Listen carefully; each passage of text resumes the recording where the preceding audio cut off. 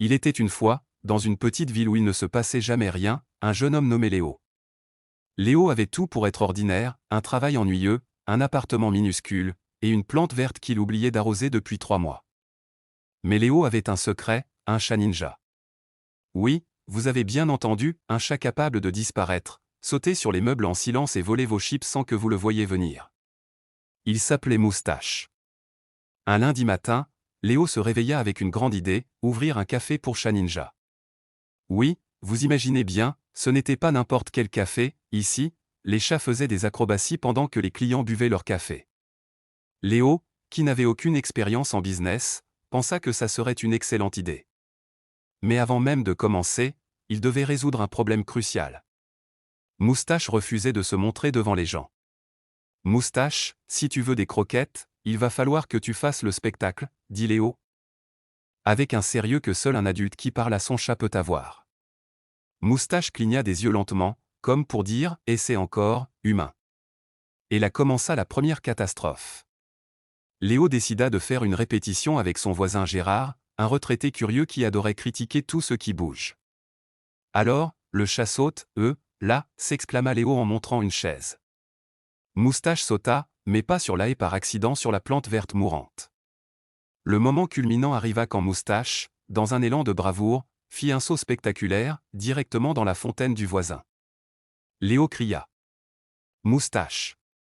Pas d'un commentaire sarcastique à chaque saut raté.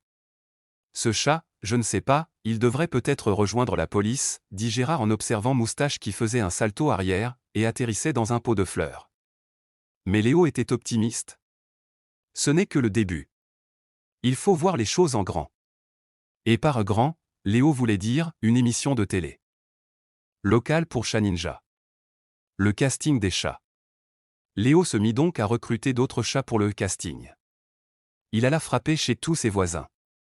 Chez Madame Dupont, il trouva un chat nommé Biscotte, spécialisé dans les roulades et les acrobaties sur canapé. Chez Monsieur Karim, un chat énorme appelé Tonnerre, qui n'avait jamais sauté mais pouvait effrayer n'importe qui rien qu'en clignant des yeux. Le casting devint vite un chaos total. Moustache, en vrai leader, organisait des séances d'entraînement et qui se terminaient toujours avec Léo coincé dans une armoire. Biscotte suspendu à une lampe. Tonnerre dormant sur le tapis comme si de rien n'était. Léo et la catastrophe culinaire. Un jour, Léo eut l'idée brillante de faire un concours de pâtisserie pour chats. Le principe. Des gâteaux miniatures pour chats, décorés avec du thon et des croquettes. Mais dès que Léo tourna le dos, Moustache monta sur le plan de travail et fit un plongeon spectaculaire dans la pâte à gâteau. Biscotte suivit, Tonnerre observa depuis le sol et fit tomber le mixeur. Le résultat.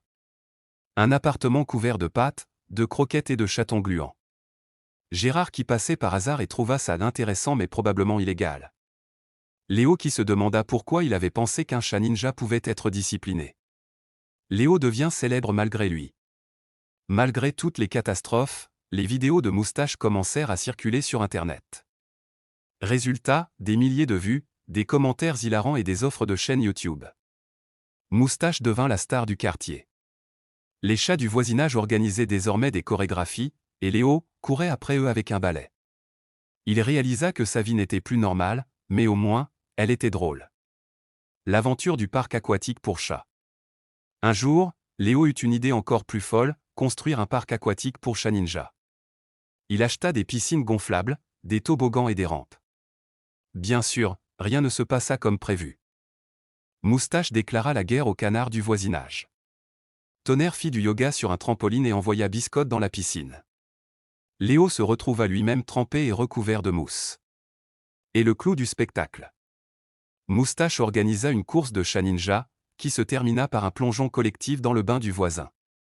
La remise des prix des chats ninja. Finalement, Léo décida d'organiser une cérémonie pour récompenser les chats. Meilleur saut, Moustache. Meilleure roulade, Biscotte. Meilleur regard menaçant, Tonnerre. Mais comme toujours, rien ne se passa calmement. Les trophées furent volés par un pigeon ninja. Gérard se prit pour le présentateur. Léo finit par remettre un simple paquet de croquettes à chaque chat, ce qui déclencha une bagarre générale.